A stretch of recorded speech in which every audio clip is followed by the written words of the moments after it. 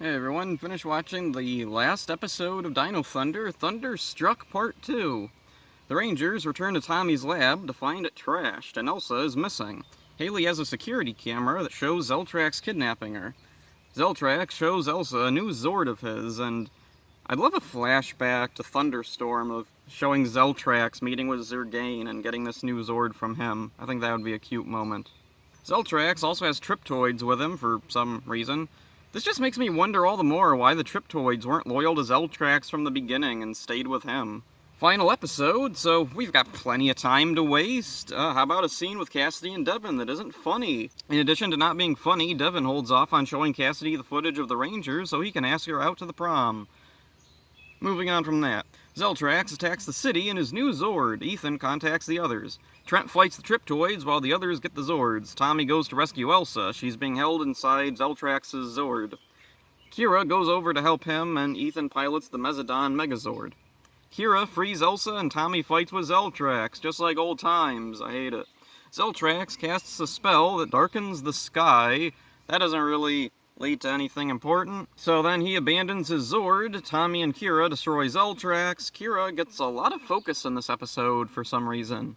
Zeltrax's Zord is still going, though, and even though the Rangers were able to, cause damage to it, Tommy's like, we have to self-destruct the Megazords, it's our only way! Alright, so then they get the Megazords to gather around Zeltrax's Zord, they blow it up. Even though they're able to damage it, I guess Tommy is just sick of this fight and wants it to be over with. The Rangers regroup when suddenly Mesogog appears. He transforms with Dino Gem energy he absorbed earlier. Elsa hides for cover and bumps into Cassidy and Devin, who are there recording the event. The Rangers battle the newly transformed Mesogog, pulling out all their available abilities. Mesogog starts splitting into multiples somehow. So then the Rangers decide that the only way to destroy him is to use the energy in their Dino Gems, and so they use up their power to destroy Mesogog for good. And now they're not Rangers anymore, of course. Cassidy and Devin reveal that they know who they are, but Cassidy hands over the recording to them. The Rangers go to the prom, including Ethan. He came with the girl he met at the movies. Connor decided on coming with Krista, the activist girl from a few episodes ago. Trent is planning on going to an art school, and Tommy says he's going to stay and continue teaching. Kira and her band perform at the prom. This finale was kinda weak. I'm not sure how it could have been much better, though. Dino Thunder just didn't really have a whole lot going on. Zeltrax is destroyed like any other monster.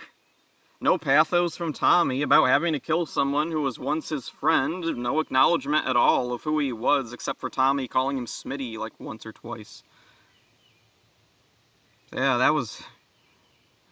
Was this a Disney executives thing, or did the crew just really not have any idea on how to end Zeltrax's story? This is so weird to have a character like this with this kind of a backstory and then just not follow it up at all. The lab being trashed also doesn't really receive any particular notice. Okay, I guess the Rangers are as broken up about it as I am. Zeltrax has a big dumb Zord, and the Rangers self-destruct their own big dumb Zords. We don't linger on that either. Trent's Zord never shows up, but it seems like it should be fine, but I guess we're going by Thunderstorm rules. Everyone loses everything because the Disney executives say so. Everything about this episode just feels like the writers were in as big a rush as possible to wrap everything up. Mesogog becomes a big dumb monster and dies a big dumb death. Cassidy and Devin become a couple, and it's not as bad as I remember. I still don't like the idea of them being a couple. It feels really forced. Only once was there ever romantic tension between the two, and it was promptly forgotten. I think they worked perfectly fine as friends, and they should have stayed that way. Just because they're a boy and a girl doesn't mean they should have to become boyfriend and girlfriend. There's a forced reason for the Power Rangers to lose their powers, because why wouldn't there be? Why can Mesogog split into doubles? Well, it's so the Rangers have to do something drastic to appease the executives who want a concrete reason the Rangers can't make a cameo in the future. So yeah, this is a disappointing finale to what's been an overall pretty disappointing season. So much of Dino Thunder just felt poorly thought through without many original ideas. The villains were one note and uninteresting. The Rangers were pretty basic high schooler archetypes. Tommy could have been a completely original character, and the quality between episodes is radical. Despite that, I actually like Dino Thunder far more than I used to. I found some new appreciation for some of Dino Thunder's episodes and characters. It's odd how abrupt this finale feels. Maybe someone behind the scenes thought so too, because there is one more little adventure for the Rangers, at least 2 of them. Kira and Ethan will make another appearance before SPD begins in the hidden episode. Will the second finale provide more closure, expand on elements overlooked in the true finale? What will it showcase about the upcoming season? Whatever my thoughts turn out to be, I like the concept. I wish more seasons had this kind of thing to link them together.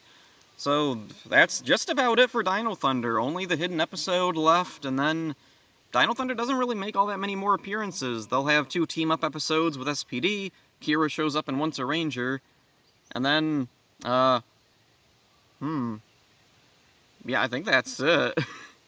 I'm trying to remember if in Super Mega Force there's any, like, little Dino Thunder, references.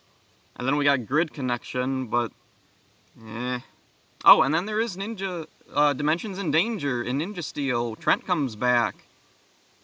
And Tommy does use his Black Ranger powers and remembers he can turn invisible, which is kind of a cool thing. Why was Elsa brainwashed in the first place by Mesagog? What made her special? What made her stand out? I don't know. Like, I've given my own kind of thoughts in the past about things they could do with Elsa to link her to Mesagog's story a little bit more. Like, she's a principal at the school. Maybe she was a principal before this, and the reason why Mesagog brainwashed her was so that he could get closer to that magic tree. But they don't really tie that in with anything, so... Coincidentally, Krista from that episode shows up here. I don't know, maybe originally there was more stuff to link all these elements together, but then someone went through and rewrote everything to remove all that? I don't know. In the end, this Dino Thunder is kind of what soured me on the Disney-era seasons, and particularly, like, people being so in love with Dino Thunder. Like, Dino Thunder is, like, the most popular season.